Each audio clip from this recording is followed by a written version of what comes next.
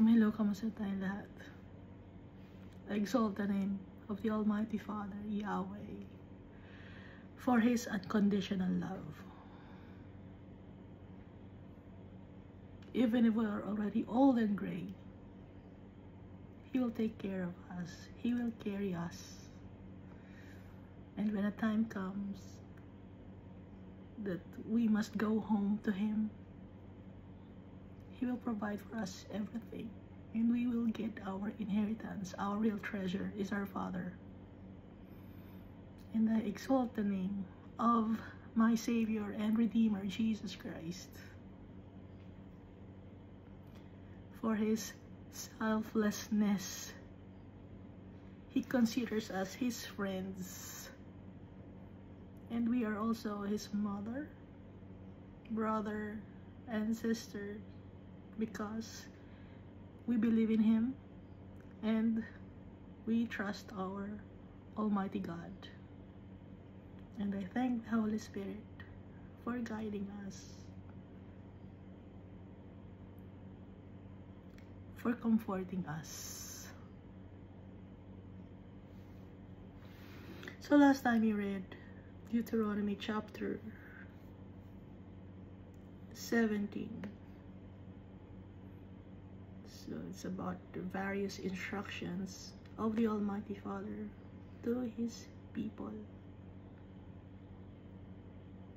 that we should never worship the sun, the moon, or any of the host of heaven. You should not do any detestable thing, because worshiping other creations like the sun, the moon, and the host of heaven, or any of the hosts of heaven, it's an abomination in the eyes of the Almighty Father, and He did not command it.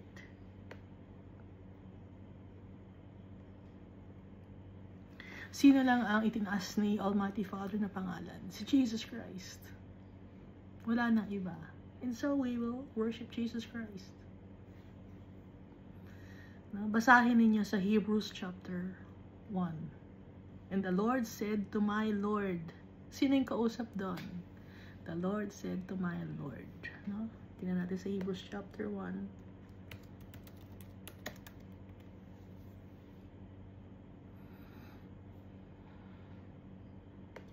But Jesus Christ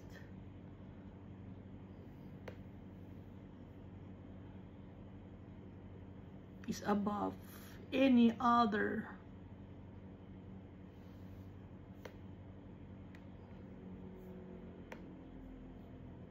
New King James Version, New King James Version, King James.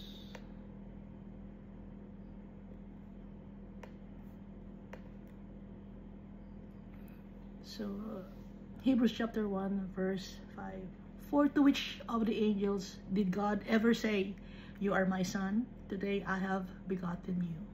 Or again, "I will be to him a father, and he shall be to me a son." And again, when He brings the firstborn into the world, He says, "Let all God's angels worship Him."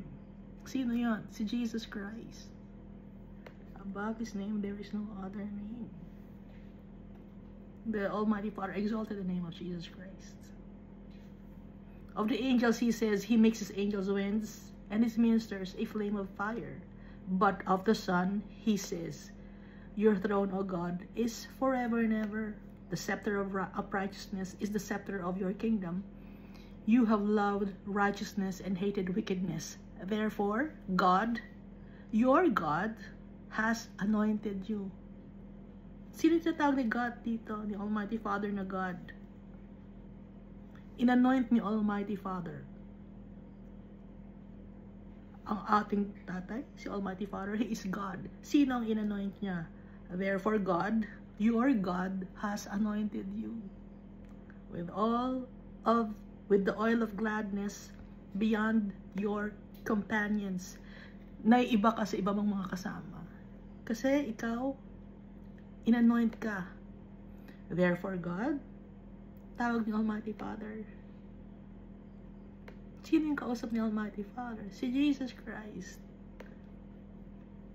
Kasi, He's the only begotten Son.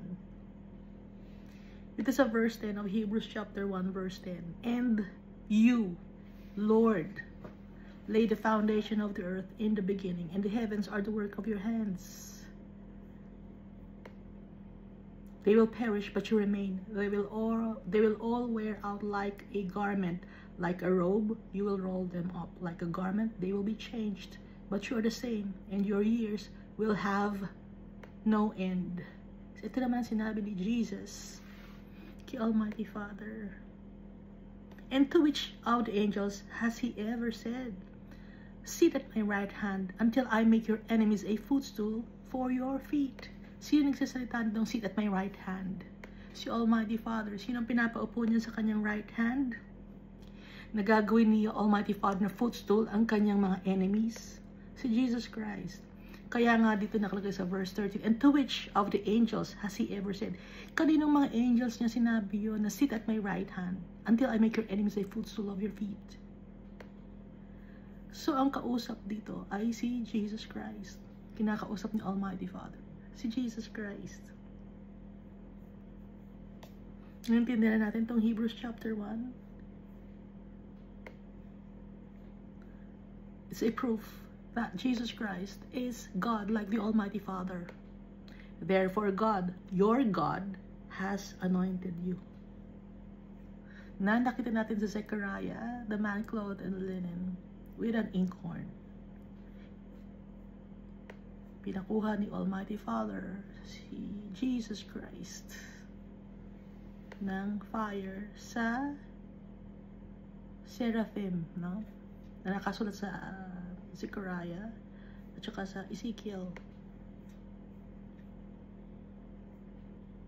Seraphim or cherubim, same lang yon, or the four living creatures, same lang sila.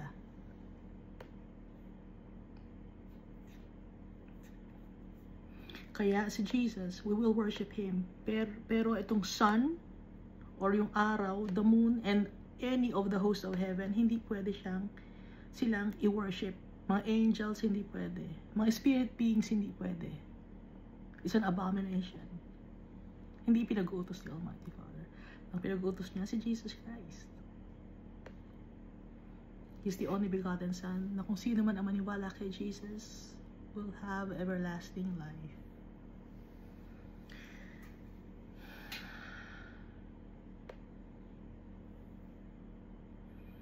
At ito sa verse 6 ng Deuteronomy chapter 17, whoever is deserving of death shall be put to death on the testimony of 2 or 3 witnesses. No? Kaya nakalagay sa Matthew chapter 18 na where 2 or 3 are gathered together, mga witness yon.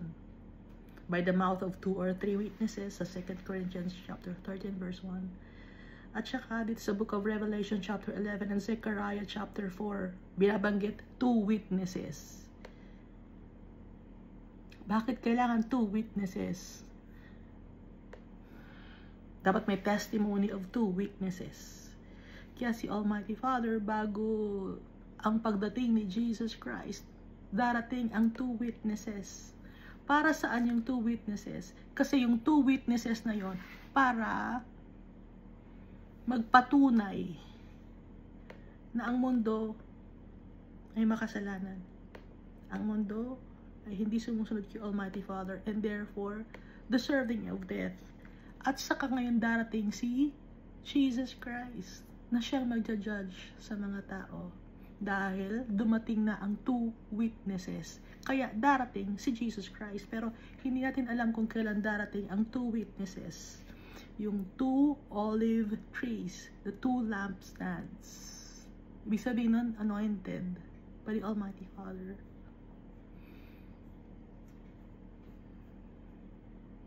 Naiintindihan na natin. Kaya may 2 witnesses na darating bago ang pagdating ni Jesus Christ.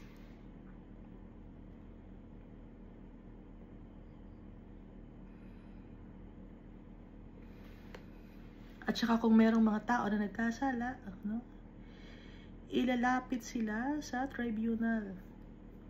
Sino ba yung mga nasa tribunal? Mga priests, Levites, at saka judge, no?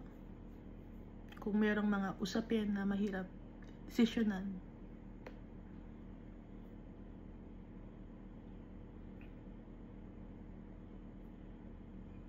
Nang sa ganon, maparusahan ang dapat maparusahan. At pag naparusahan yung mga tao, yun ay mga example para ang mga tao hindi gumawa ng wickedness. They will fear the Almighty Father. They will no longer act presumptuously or rashly.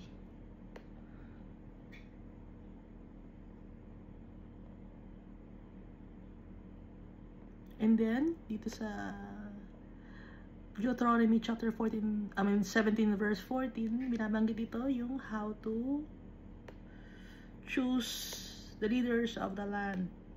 Dapat, ano ang leaders of the land? Kalahi or katribe. At dapat, hindi foreigner. No? Kaya dito sa society natin, bawat bansa ngayon, ang pinipili nilang leader, mga kagaya nila ng lahi or doon nakatira sa lugar nila. No? Hindi tayo pwedeng kumuha ng ng leader na galing sa ibang bansa, no? Galing sa Namibia, hindi tayo pwedeng kumuha ng gano'n. Kailangan kalahi, no?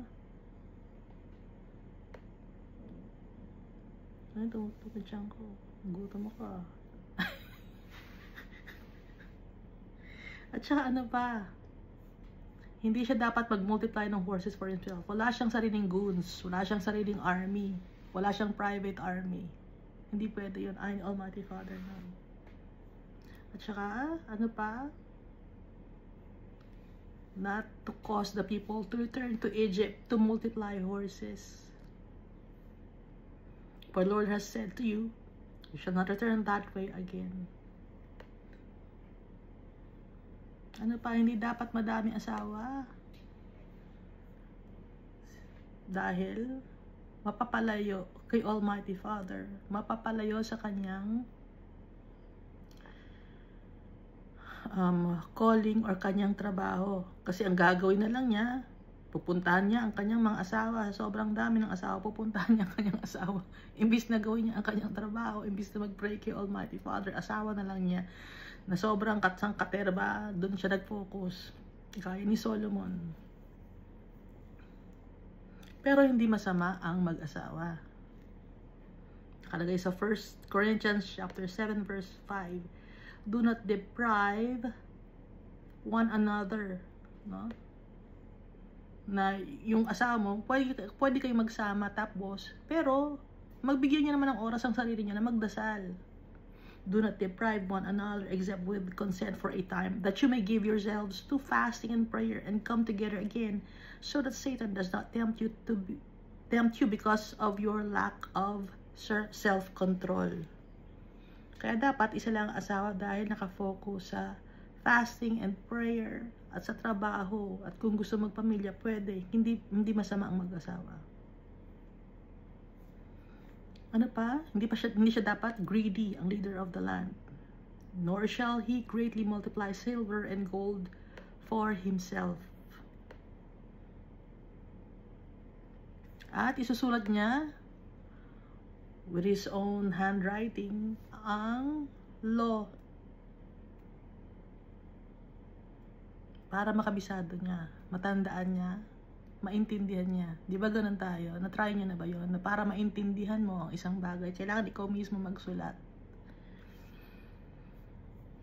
Kahit kinokopya mo siya, sinusulat mo, no? Ang ginagawa ko, kinakopy ko sa Bible, yung isang chapter, kinakopy ko, tapos pinipaste ko sa isang app. Tapos, doon sa isang app na yun, saka ko siya turo ni Almighty Father para maintindihan. Hihimay-himayin. Kaya naiintindihan natin, kaya pasalamat tayo kay Almighty Father, naiintindihan natin. Nandito pala yung mga instructions ni Almighty Father dati, nadi-disregard lang natin. At saka yung book ni Almighty Father, ang utos niya sa leaders of the land, read it all the days of his life. Ang salita ng Diyos, para matakot, para gumawa ng righteousness ang leader of the land. Nang sa ganon, mai-propagate ang salita ng Diyos, and at the same time, mai-apply sa buhay ng tao, mai-apply sa kanyang pagiging leader. Para katakutan niya si Almighty Father. Magkaroon siya ng respeto kay Almighty Father, hindi gagawa ng kasalanan. And be careful to observe all the words of this law and these statutes. Nang sa ganon, that his heart may not be lifted up, hindi siya maging mayabang. Nakasulat dito, para hindi siya maging confused kung anong mga desisyon na gagawin niya, dahil ang desisyon na gagawin ng isang leader ay nakabase sa Bible. Ano pa? Nang sa ganon, yung buhay niya sa kanyang pagiging leader ay humaba, pati na rin ang kanyang family. No? Naintindihan na natin itong Deuteronomy chapter 17. Na up to now, ina-apply pa rin dapat ng mga tao sa ngayon. Mga followers of the Almighty Father and Jesus Christ. So dito na tayo sa Deuteronomy chapter 18. So dito sa Deuteronomy chapter 18, mga priests and Levites. So walang minana ang mga Levites na lupain. Kahit i-check nyo yung mapa ng Israel nung hinati yung lugar, walang minana na lupa ang Levites. At sa mga Levites, sa kanila galing ang mga priests. So, ang binibigyan ng tithes, kaya nagbibigay ng tithes ang tao para sa tribe ng Levites. Kasi wala silang mana or minana na lupa or inheritance na lupa. Ibinibigay sa Levites. Hindi lang sa priests, sa Levites, buong tribe ng Levites. Yung tithes. Ngayon, meron bang Levites ngayon? Yung mga pastor ninyo, Levites ba? Ha? Yung mga leaders ninyo, Levites ba? Kung hindi Levites, walang karapatang humingi ng tithes. Kasi meron silang lupain. No? Meron silang mga pag-aari at nakapangalan sa kanila yung mga kanilang ari-arian. Ang mga Levites, wala. So, basahin natin itong Deuteronomy chapter 18. The priests, the Levites, all the tribe of Levi. No? Si Moses, Levite siya. Si Aaron, no? Shall have no part nor inheritance with Israel. Ibig sabihin, wala silang makukuhang inheritance na lupa. They shall eat the offerings of the Lord made by fire and his portion. So kaya nagkaroon ng tithes ang mga Levites dahil sa awa ni Almighty Father. Walang inheritance ang mga Levites dahil sa kanila manggagaling ang mga priests or servants of the Almighty Father. Ngayon, yung portion ni Almighty Father na tithes, dapat kay Almighty Father yon, ibinigay na niya sa mga Levites. Dahil dati may portion si Almighty Father. Ngayon, ipinag-utos niya na ibigay na sa Levites ang portion niya kasi walang mamanahin na lupa ang mga Levites. Pag wala kang mana na lupa or inheritance, di ba? Ang lupa, diyan ka nagtatanim, diyan ka nakakapag-ipon ng mga livestock mo, diyan ka pwedeng magtayo ng sarili mong bahay. Yung Levites kasi, or yung tribe ng Levites, wala.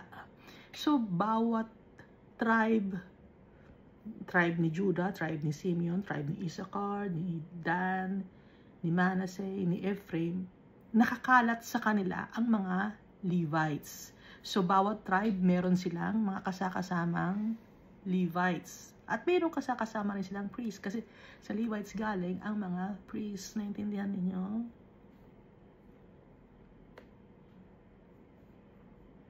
Therefore, they shall have no inheritance among their brethren. The Lord is their inheritance, as He said to them.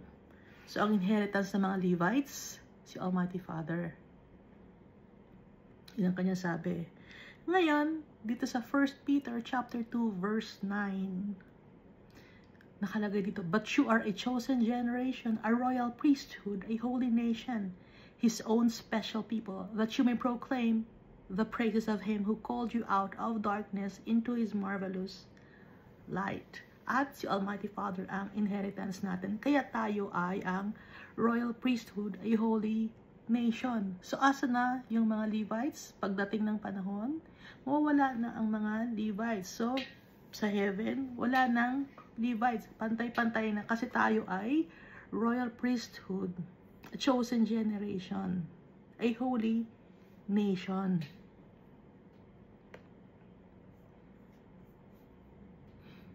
Kaya nga yung kay Ezra and Nehemiah na book, nung bumalik ang mga Israelites galing sa pagiging captives ng Assyria and Babylon and Persia,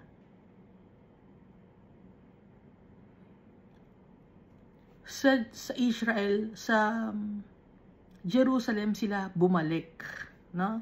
At meron din doon silang Levites, namumukod tangi. Pero yung ibang mga lahi, nagkaroon na ng, nagka-mix na silang lahat. Ang naiba lang, Israel, and then Levites, no? Namukod tangi yung Levites kasi sila sa kanila galing yung high priest and the priests. Verse 3, and they shall be the priest due from the people, from those who offer a sacrifice, whether it is bull or sheep. Ano yon? Ibibigay sa priest. Kailangan niya yon, rights niya yon, nagbibigay ng mga tao. Ano ibibigay ng mga tao?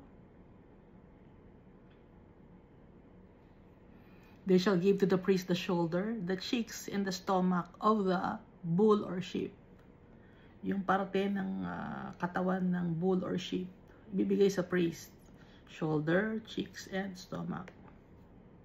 Ano pang bibigay sa priest? The first fruits of your grain. Ano pa? And your new wine, and your oil, and the first of the fleece of your sheep, you shall give him. So, ang priest, lahi ng Levites yon. Hindi sila kahit anong lahi. Lahi sila ng Levites. Kailangan ulit-ulitin. Dahil yung iba, hindi sila Levites, ha? Ginagamit ang pangalan ni Almighty Father. Ginagamit si Jesus Christ. It's an abomination. Pag ginagamit mo yung pangalan ni Almighty Father para makahingi ka ng tithes and offering. Abomination. Ang pwede sa servants of the Almighty Father, wage, sweldo. Aminin nyo, may sweldo ako. Ganon ang sasabihin niyo. Kasi iba, hindi, wala naman akong sweldo eh. Wala kang sweldo. Pero bakit ka may kotse? Ba't ka may bahay? Paano ka kumakain?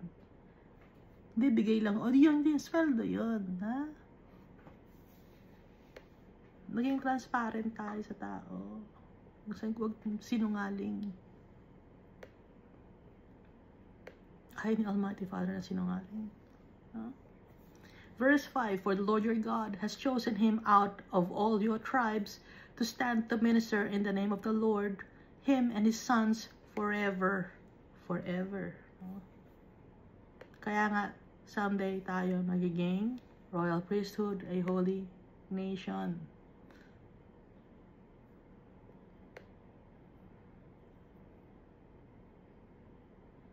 Sa New Jerusalem. Verse 6, so if a Levite comes from any of your gates or towns, from where he dwells among all Israel, and comes with all the desire of his mind, to the place which the Lord chooses. Kaya yung mga Levites, pakalat-kalat sila sa buong Israel. Kasi nga wala silang lupain. So minsan, kung saan ni Almighty Father sila dadalhin sila sa tribe ni Dan. Doon sila ngayon, titira sa tribe ni Dan. Tapos yung tribe naman ni Dan, sila ang magbibigay ng tithes sa mga Levites. Papakainin nila. Portion ni Almighty Father yun. Or yung Levites naman, nagpunta naman sa land ni Manasseh. Papakainin naman yun ang tribe ni Manasseh. No? Kasi nga, walang permanente na bahay ang mga Levites dahil wala silang minana na lupa. Dahil ang trabaho nila, naka-assign sila to serve the Almighty Father forever.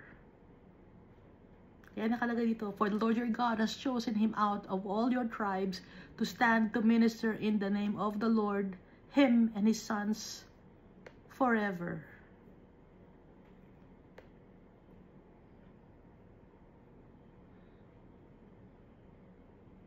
Verse 7, then he may serve in the name of the Lord his God, as all his brethren, the Levites, do, who stand there before the Lord.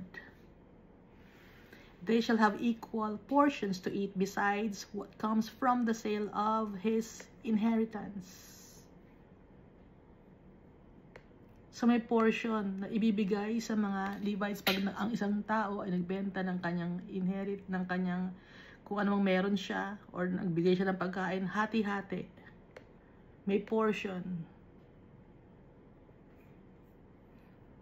At pag nagbenta siya ng lupa or kanyang inheritance, may hati pa din ang Levites. Yun ang tithes. So, sino ang tatanggap ng tithes? Ang mga Levites. Pag hindi Levites, hindi ka tatanggap ng tithes. Ba't ka tatanggap ng tithes? Hindi ka naman Levites. Ha? May mga tinatawag na organization, na Christian organization daw sila. Hindi nila naiintindihan. Hingi sila ng hingi ng tithes. At maliban sa tithes, may offerings pa. Ang tithes dito, para sa mga Levites na walang mana or minana na lupain or inheritance. At kasama na rin sa pagtutulong sa tithes na yon ang pagpapakain sa mga widow, fatherless, the poor. So yung tithes na yun, hati-hati na sila doon. Ha? Kasi yung iba may tithes na, may offerings pa. Ba't magkaiba pa? Tapos ang paghingi pa ninyo, Monday, Tuesday, Wednesday, Thursday, Friday, Saturday, Sunday, every day. Tapos ililista pa ninyo. Nako. Hindi biblical yung ginagawa ninyo. Kayo lang ang desisyon yan, hindi si Almighty Father.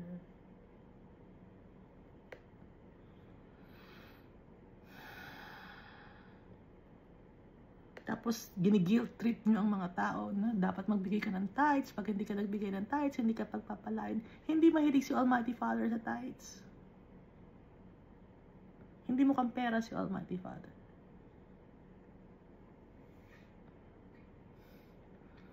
Ano ang sabi? Ibigay. Anong sabi ni Jesus Christ? Kayamanan mo, benta mo, ibigay mo sa mga mahihirap or sa mga nangangailangan. Sinabi bang 10%? Hindi. Sinabi bang ibigay sa Levites? Hindi. Si Jesus Christ nagsabi nun. Dahil mga tao hindi nakakaintindi. Titwist nila ang salita ng Almighty Father for their own selfish gain. It's an abomination that is God. Using the Lord's God in vain. Akala lang kasi ninyo yung pagsasalita ng using the Lord's God, using the name of the Lord God in vain, yung pagsasalita ng masama, no, or blasphemous. Hindi yun. Yung ginagamit mo si Almighty Father, yung kanyang mabuting pangalan, ginagamit. Maraming tao anong gagamit sa pangalan ng Almighty Father. Using the Lord God's name in vain.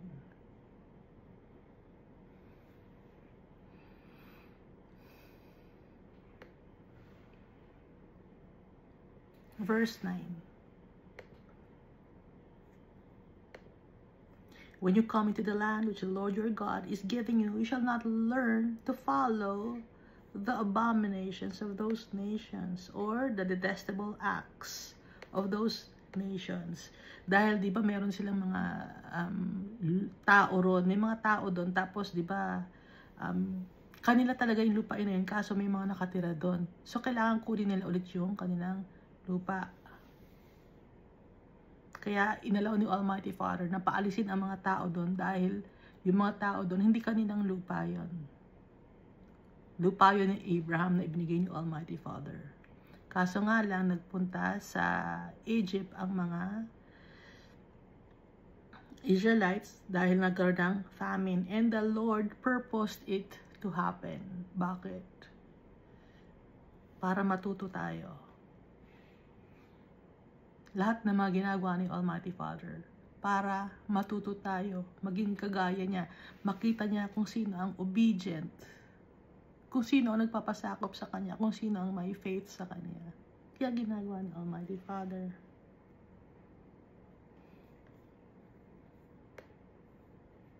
Verse 10, there shall not be found among you anyone who makes his son or his daughter pass through the fire or be burned as an offering to an idol. Itong verse 10, may mga tao na ang ginagawa nila, pag may nabubuntis, ayaw nila yung bata. Tatanggalin ngayon sa tiyan yung bata. Ini-incinerate, no? So that's also in-offer mo yung fetus sa devil kahit hindi mo alam, dahil hindi gusto ni Almighty Father ang abortion.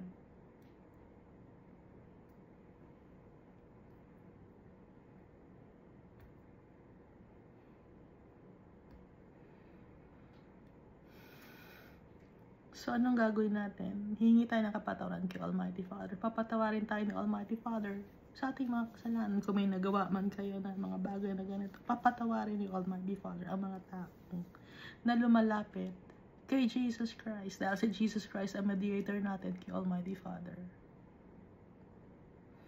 Tuloy natin, there shall not be found among you anyone who makes his son or his daughter pass through the fire, or one who practices witchcraft.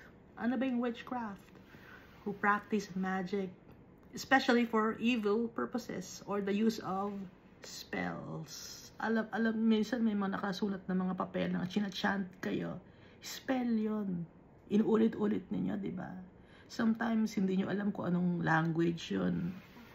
Na inuulit-ulit yung nakasulat sa isang papel, tapos nakabalot, nakalagay sa isang botelya. Nadala-dala ninyo lagi. Tapos may nakalagay na oil. Tapos binabasa kayo. Orasyon, no? Ayaw ni Almighty Father, no? That's wickedness, uncleanness, kadumihan yan. Yung pagpapractice ng witchcraft, ha? Ayaw ni Almighty Father to. Ano pa? Soothsayer. Ano ba yung soothsayer?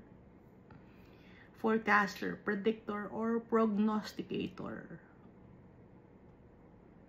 Yung may karunungang itim. May mga gano'n na nagpe-predict. No? Iba ang prophet ni Almighty Father sa soothsayer. Itong mga soothsayer na to, meron tong mga sinasamba, hindi si Almighty Father ang sinasamba nila. Hindi si Jesus Christ. Meron silang mga idols. Meron silang mga graven images. Kaya napapansin niyo yung mga soothsayer, may mga graven images sila.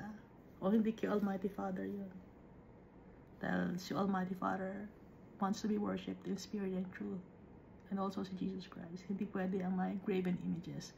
Pag nakakita kayo ng isang nagsasabi siya na prophet siya, tapos meron siyang graven images, meron siyang mga Diyos-Diyosan, kahit maliit lang, nahawak-hawak niya, gano'n. Tapos nagpe-predict siya, meron siyang orasyon. It's uncleanness. Ano pa? Or one who interprets omens, mga omen or signs, ini-interpret niya. Usually, ito yung mga diviners. or gumagawa or ginagamit niya yung sheep liver or clay model. So, oracle, no? Tapos usually, ang sagot ay yes or no. Favorable or unfavorable. Favorable. Yung iba gumagamit ng kandila. Yung iba gumagamit ng tasa. Tapos may makikita sila na, ito mayroong Yung mga ganon, di ba? Yung mukhang tao, ganon. Yun. Nag-i-interpret sila ng omen. Hindi kay Almighty Father yun. Or a sorcerer. Ano ba yung sorcerer? Wizard. Yung nagko-conjure ng spell. May mga enchantments. Meron mga anting-anting. Yung may movie, no? Alam niyo yung movie, di ba? Na si yung tatlong bata. Sorcery, ayaw ni Almighty Father, no? Di ba sila, meron silang may hawak silang mga kahoy. Tapos, nagsasalita sila ng mga words, no? Na spell, yon. It's an abomination. At nakita ko, yung percentage ng mga taong gumagamit ng mga ganitong mga bagay, nung 1900s, bumaba siya. Nung 1800s, 1700s, mataas ang ratio or percentage ng mga tao na gumagawa ng mga ganito. Tapos ng mga 1900s, bumaba siya. And then, ngayon, tumaas na naman. So, dumami ang gumagamit ng mga ganitong mga bagay ngayon. Kagaya ng 1700s, 1800s. Bumaba na dati. Tumaas ulit.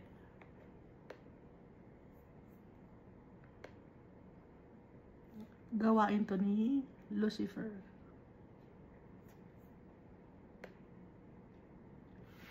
Verse 11, or one who conjures spell, o enchanter or spellcaster, yung nagsasabi na, sinusumpa kita, mga ganon. Masama yun, hindi tama yun. Yung kulam, no? Kung kuha ka ng manika, ganon. Tusok-tusok may manika. Or, yung mga picture, ano mong ginagawa sa picture, nilulublob sa kung saan, mga ganon.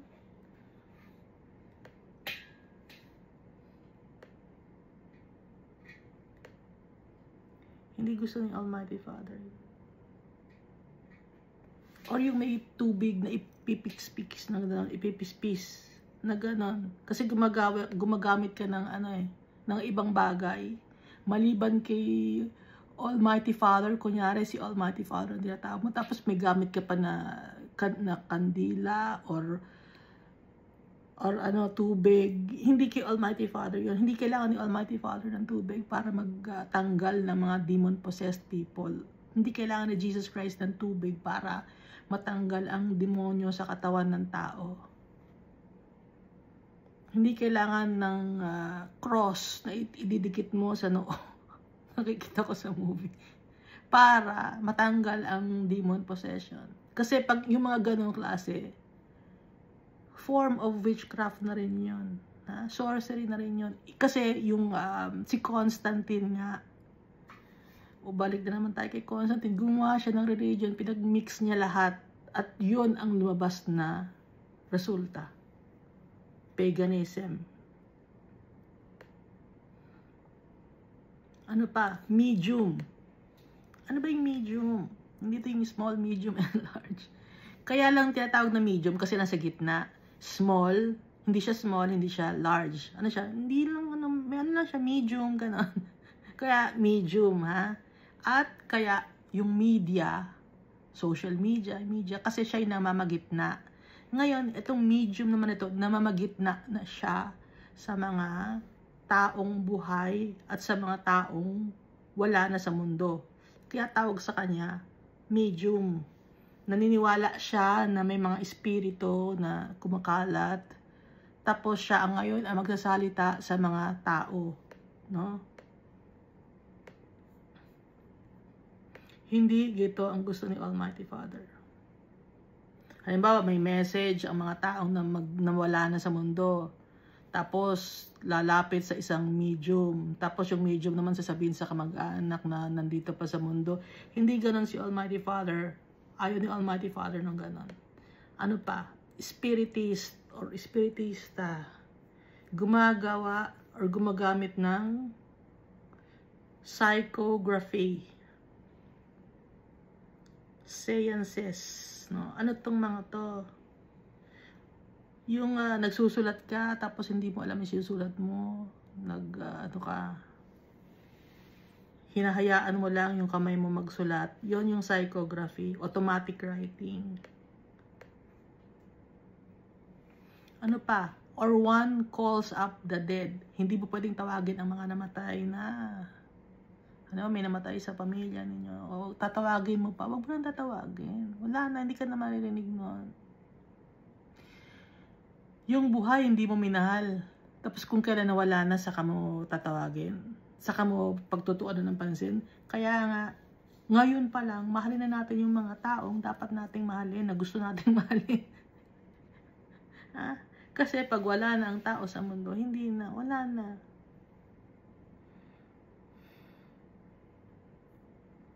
Kung may mga mahal kayo sa buhay, sabihin nyo na mahal ninyo. Kasi pag wala na, hindi nyo na pwedeng makausap. Ayaw ni Almighty Father ng ganun. It's uncleanness. Kadumihan yon, abomination. Verse 12, for all who do these things are an abomination to the Lord. Lahat na mga gumagawa ng ganito. Halimbawa, namatay yung kamag-anak mo. Tapos, tinatawag mo pa siya. Ayaw ni Almighty Father. Kahit na wala kang sinasabing, wala kang ginagawa, pero kinakausap mo, nagpupunta ka sa sementeryo, tapos kakausapin mo doon. Tinatawag mo pa. Hindi pwede. It's an abomination to the Lord. Kahit wala kang ginagawa, kahit nandun ka lang, tas kakausapin mo, bakit mo kakausapin?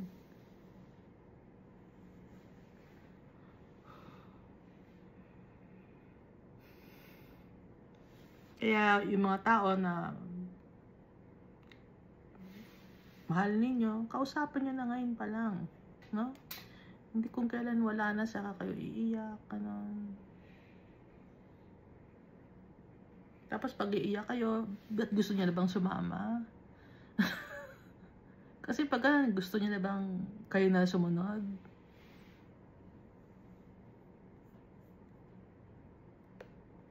Kasi mahal ninyo. Gusto niya na nga sumunod kung mahal ninyo. Kayo ba isusunod? Papayag ba kayong sumunod na?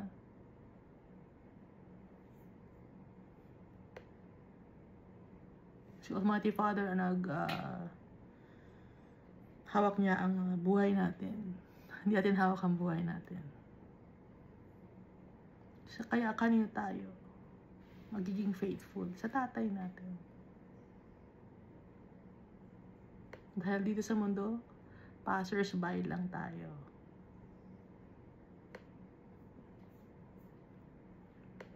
Ulitin natin, ano? Verse 12. For all who do these things are an abomination to the Lord. And because of these abominations, the Lord your God drives them out from before you.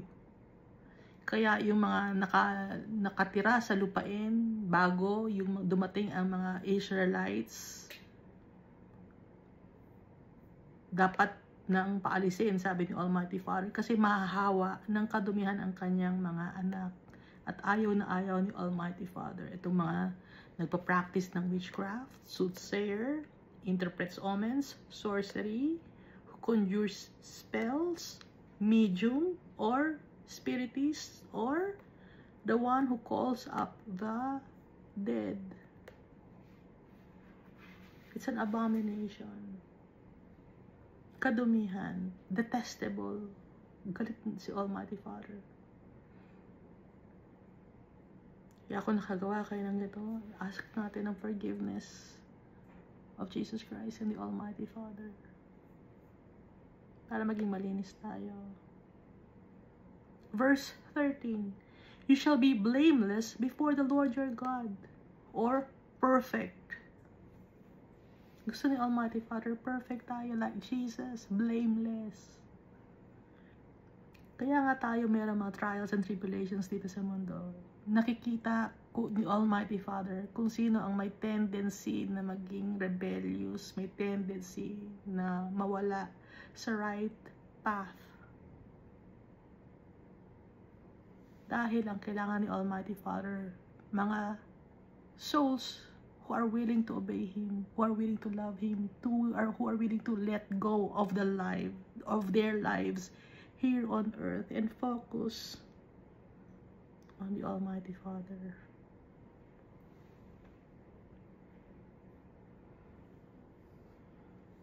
Dahil si Almighty Father, nakafocus siya sa atin. At gusto niyang i-share sa atin ang ating inheritance, ibigay sa atin yung ating birthright. Ayaw niyang maulit yung nangyari kay Lucifer.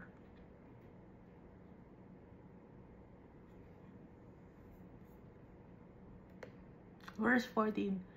For these nations which you will dispossess, listen to soothsayers and diviners. Dahil yung mga nations na tatanggalan ninyo ng lupa, nakikinig sila sa soothsayer at sa diviners. But as for you, the Lord your God has appointed such for you.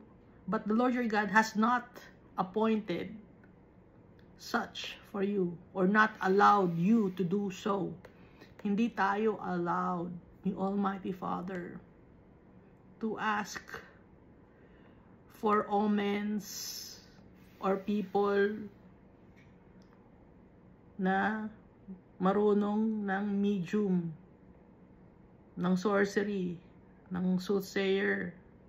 Hindi tayo inutusan ni Almighty Father, hindi tayo allowed. Na nagpa-practice ng witchcraft, hindi tayo allowed. Dahil kadumihan, kay Almighty Father yon.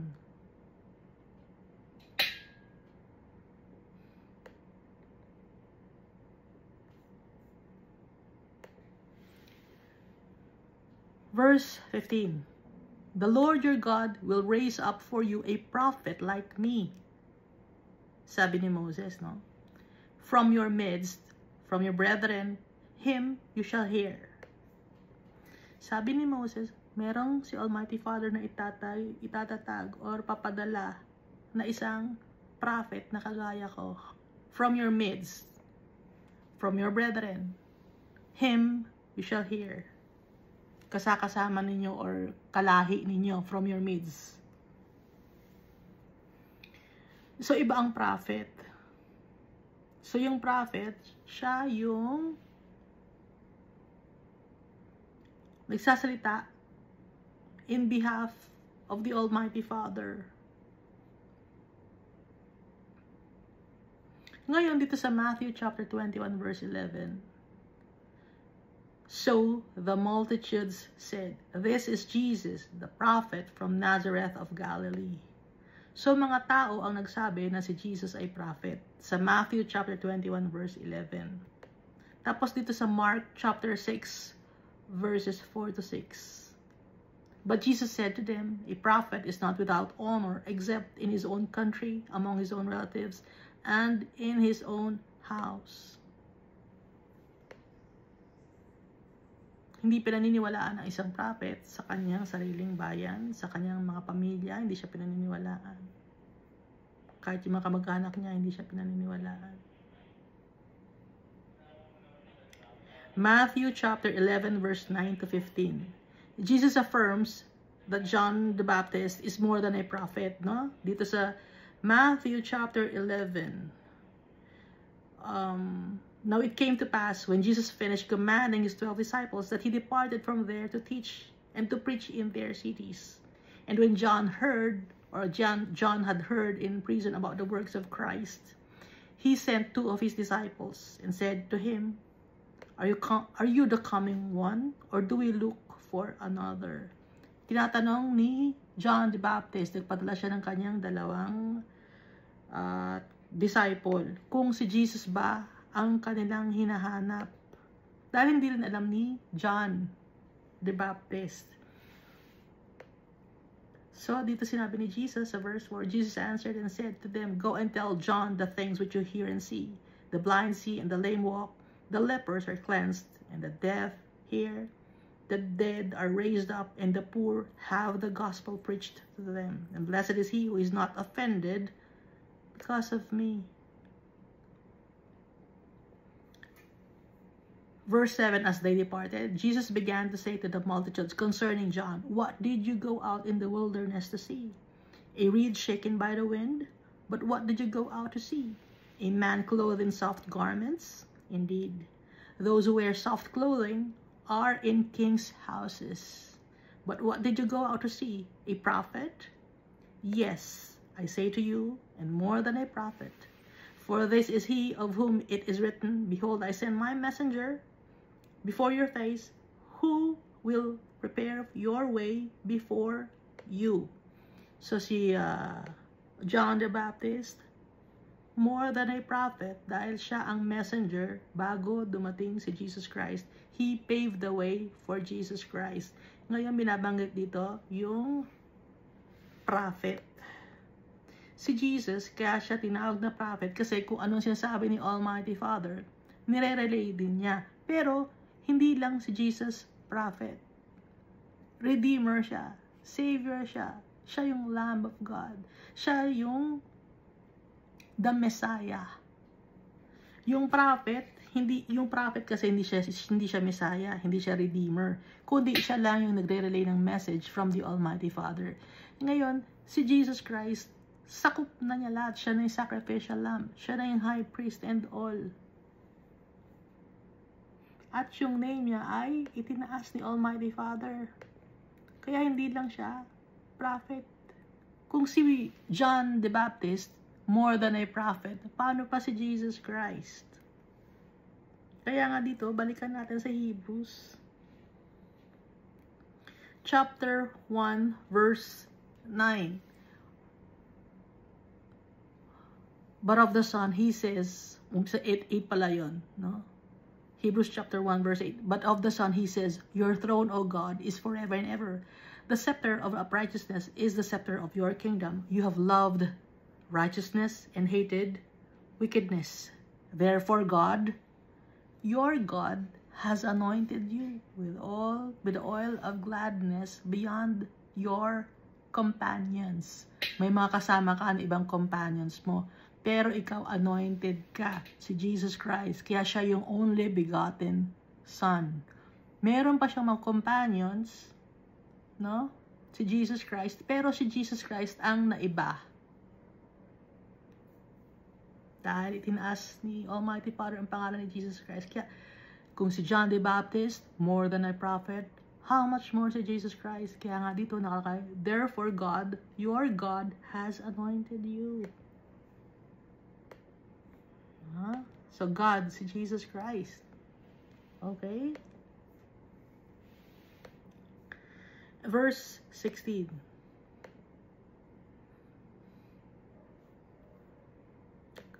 Kaya dito nakalagay prophet, no? Ulitin ko, kasi nga, nire-relay niya yung sinasabi ni Almighty Father, but si Almighty Father, itinaas niya yung pangalan ni Jesus Christ. He's more than a prophet.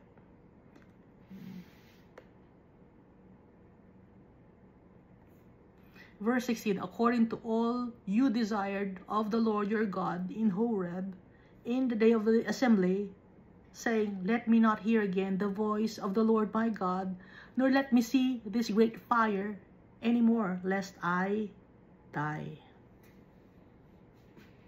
Anong ibig sabihin nito?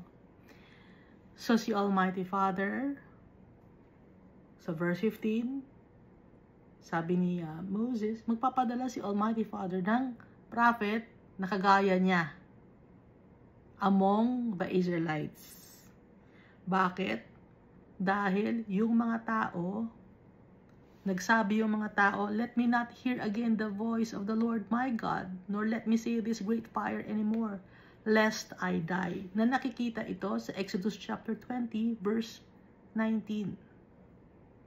Then they said to Moses, you speak with us, and we will hear, but let not God speak with us, lest we die. Kaya naalala ni Moses yung sinabi sa Exodus, kaya dito pinaalala ni Almighty Father kay Moses. No? Kaya magpapadala si Almighty Father ng prophet like Moses, tagapagsalita. I-relay ni Jesus Christ yung message ng Almighty Father. Ipapakilala ni Jesus Christ si Almighty Father sa mga tao. At tayo, ipipresent niya kay Almighty Father. And Jesus Christ is more than a prophet.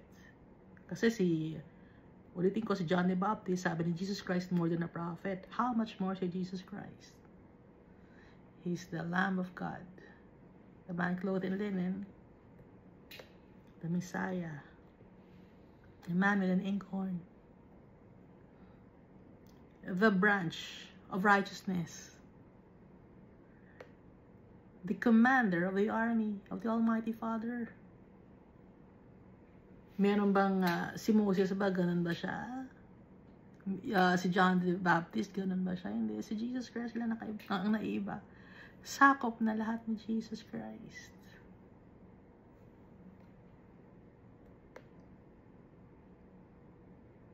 Verse 17, and the Lord said to me, what they have spoken is good. Tama yon, sinabi ng mga tao. Nag-agree si Almighty Father.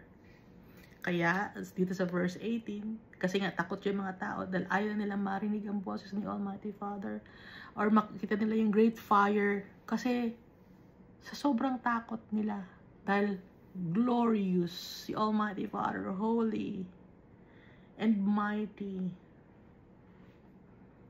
At saka yung boses ni Almighty Father, thunderous na malakas, no? Na hindi mo alam kung saan galing. At saka yung great fire, nakita ng mga Israelites. Kung saan galing yung fire ay napakalaki, nagaling sa heaven, napakalaking fire from heaven, no? Bumaba sa lupa. So takot na takot ngayon yung mga tao. Kaya ayaw na nila dahil mamamatay kami sa takot. Ibig sabihin nito, lest I die, sabi ng mga tao. Kaya sabi ni Almighty Father dito sa verse 17, and the Lord said to me, what they have spoken is good. Tama yung kanilang sinabi. Verse 18, I will raise up for them a prophet like you from among their brethren, and I will put my words in his mouth, and he shall speak to them all that I command him. Magiging obedient. Yung mga salita ni Almighty Father, ilalagay niya sa bibig ni Jesus Christ. Kaya nga, di ba, sa Zechariah. So, ito ay Deuteronomy. So, yung Zechariah, medyo latter part pa ng Old Testament, no? Sa Zechariah, tsaka sa Ezekiel.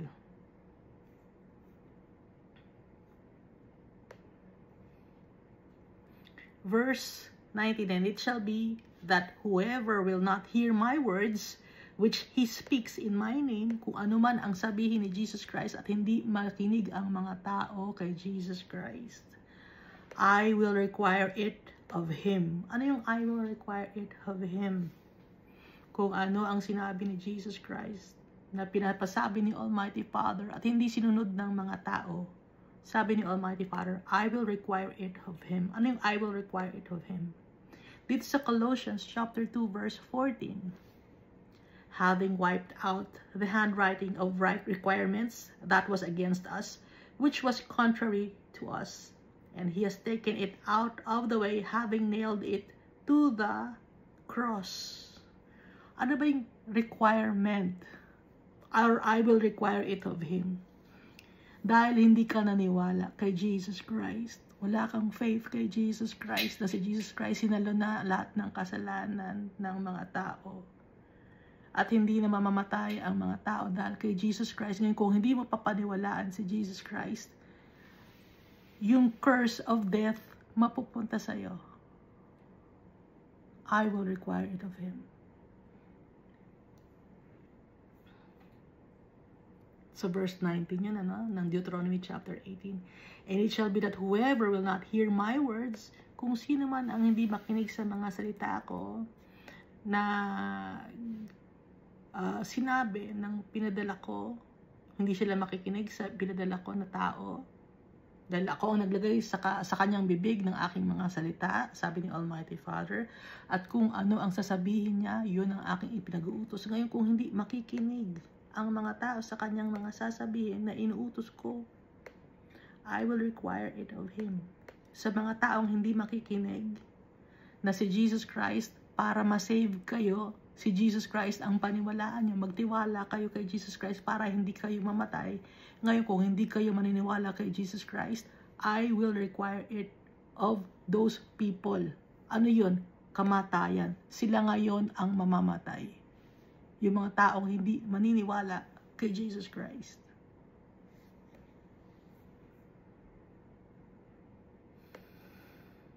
Verse 20.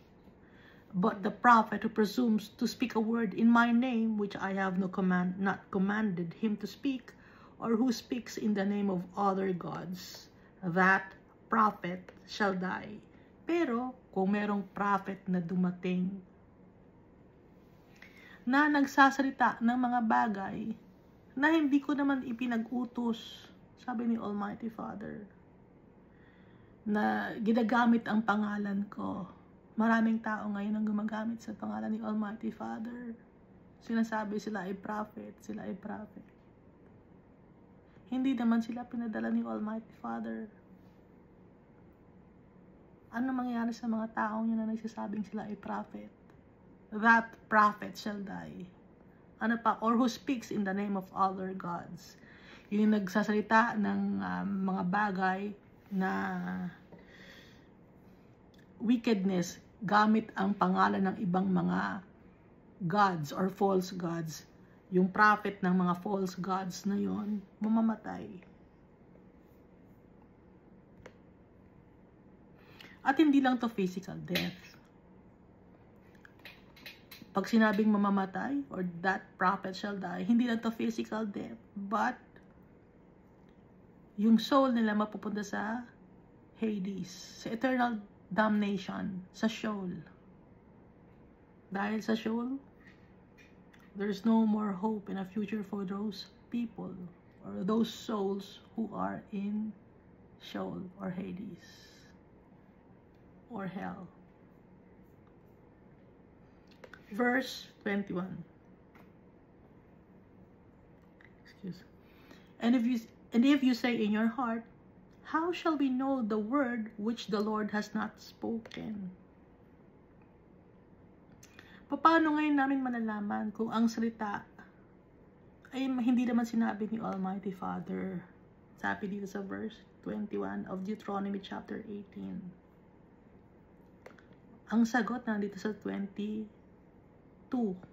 No? Siyempre magkadugtong. So, sabi dito sa verse 21, and if you say in your heart, how shall we know the word which the Lord has not spoken? Dito sa verse 22, when a prophet speaks in the name of the Lord, if the thing does not happen or come to pass, that is the thing which the Lord has not spoken. The prophet has spoken it presumptuously, and you shall not be afraid of him.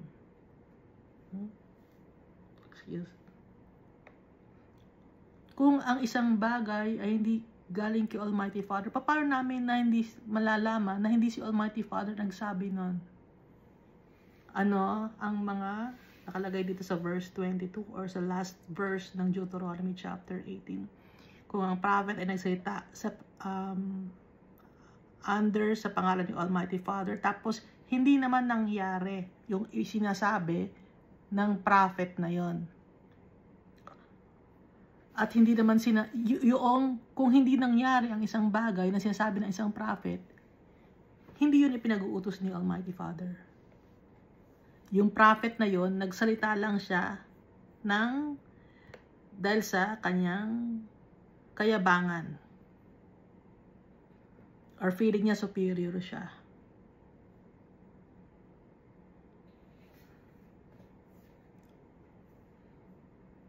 Kaya, hindi kayo dapat matakot sa kanya. So, may mga prophet ngayon na nagbabanggit ng mga dates kung kailan darating si Almighty Father. Hindi yun prophet na padala ni Almighty Father kasi nagbabanggit ng dates. Walang date na sinasabi si Almighty Father. Dahil walang nakakaalam kung kailan darating si Jesus Christ. Sino lang ang nakakaalam? Kahit si Jesus Christ, hindi niya alam kung kailan siya ulit pababain ni Almighty Father. Sino na nakakaalam? Si Almighty Father lang. At kung may mga bagay kayo naririnig, no? Kung nangyari ang mga sinasabi ng isang tao, yun ay prophet ni Almighty Father. Kung nagsasalita siya ayon sa pangalan ni Almighty Father, dala niya ang pangalan ni Almighty Father. Nagbibigay siya ng warning sa mga tao at yung mga warning na sinasabi niya ay nangyari, yun ay si Almighty Father ang nagpasabi. Pero kung hindi nangyari ang mga warnings or ang sinabi ng isang tao, yung prophet na yon, yung tao na yon, mayabang siya, ginagamit niya ang pangalan ni Almighty Father.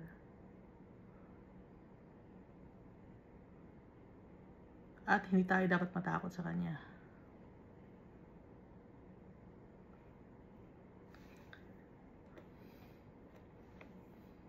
Ang dami nating natututunan, ano? Sino ba tayo? Actually, madami ako natututunan kay Almighty Father sa kanyang mga salita. And I pray na kayo din, matuto rin kayo, no? Na sabay-sabay tayong matuto, makilala si Almighty Father.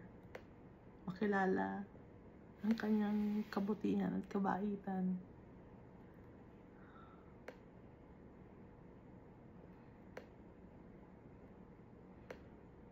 Dahil gusto ni Almighty Father, blameless tayo sa kanyang paningin. Maging perfect tayo dahil siya ay blameless, perfect. He's clean, He is holy, and so is Jesus Christ. At para makikuha natin ang ating inheritance, ang ating birthright, ina-expect ni Almighty Father na susundod tayo sa kanyang mga ipinag-uutos. Maniniwala tayo sa kanya. We will have faith in Him. Buong-buong tiwala ang ibibigay natin sa tatay natin. Dahil siya, naniniwala siya sa atin. Buong-buo ang blessings na ibibigay niya. At sobra-sobra pa. Dahil yon sa kanyang pagmamahal sa atin. At mahal na mahal din tayo ni Jesus Christ. Thank you, and God loves us all so much.